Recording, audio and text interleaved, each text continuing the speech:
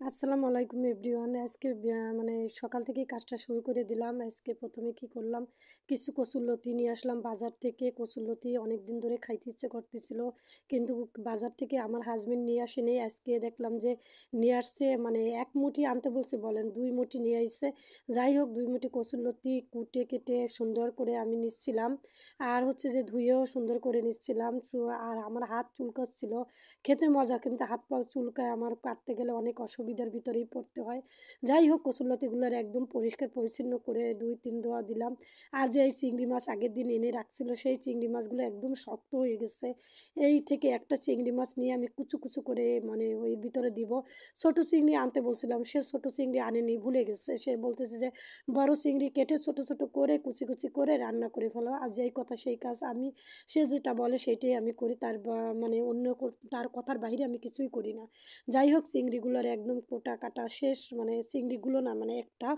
আর এইখানে কড়াইটা ধুয়ে দিচ্ছি। প্রথম দিন তো কড়াই ধুয়ে রাখি, কিন্তু রান্নার আগে আগে একটু ধুয়ে নিতে হয়। দেখা গেল যে অনেক কিছুই তেলা পোকা টোকা পড়ে, নিজের অজান্তে অনেক কিছুই পড়তে পারে, তাই না? আমি তো দেখি না, কিন্তু আমি মানে এমনি মন থেকে বলতেছি যে হতে তো পারে এরকমের। যে কোনো জিনিস খাবারের আগে ধুয়ে নিতে হয়, হাত ধুয়ে নিতে হয়, এটাই তো নিয়ম, তাই না?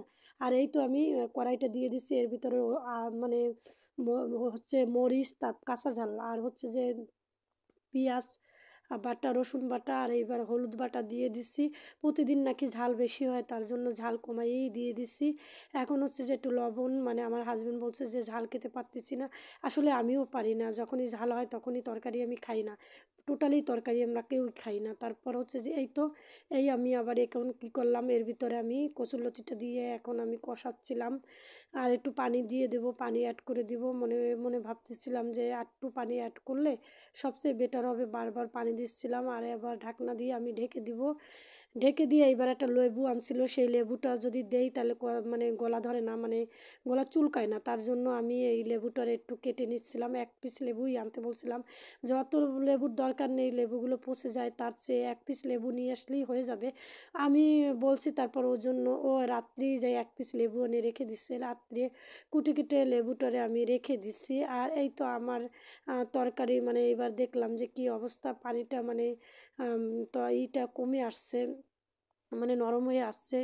আর যাই হোক, কিছুক্ষণ পর পর উল্টোই পাল্টাই দেখলাম, দেখা গেল যে এখন হয়ে গেছে আমার মানে ওই যে কচুরলতিটা। এখন আমি লেবুর রস মানে চিপটে চিপটে দিচ্ছিলাম। আর এইখানে আইসে একটুখানি নিজের হাব ভাব দিলাম। একটা শাড়ি পরে একটু বাইরে যাব, এখন তো বয়স হয়েছে, এখন তো শাড়ি পরার সময়, তাই না? আমি তো শাড়ি টাড়ি পরি না, এখন পরতে ইচ্ছে করে, কারণ কি বয়সের সাথে ধরনও পরিবর্তন হয়, সব কিছুই পরিবর্তন হয়, তাই না? তার জন্য আমি একটু শাড়িটা পরে একটু নিজের একটু ইটি দিয়ে, তা শাড়ি পরলে অতটা ভালো লাগে না, কিন্তু মেয়ে মানুষ তো, আমার কাছে ভালো লাগেনি, কিন্তু আমার মেয়ের কাছে নাকি আমাকে ভালো লাগছে। যাই হোক, শাড়িটা পরা টরা শেষ, এবার আমি গোসলখানায় আসলাম। গোসলখানায় এসেই কাপড় চোপড় কতগুলো মেয়ের তা আমার তা ধুয়ে দিলাম। এবার আমি রোদ্দুরে দিতে যাব, এই জন্য সব কাপড় চোপড় ধোয়া হয়ে গেছে। আর আমার এটা পুরনো বাড়ি ছিল, আমার শ্বশুরের আমলের বাড়ি, যখন ভাঙবে তখন আমরা টাইলস দিয়েই উঠাবো। এখন যা আছে তাই আপনাদের মাঝে পরিবেশন করি। আল্লাহ হাফেজ।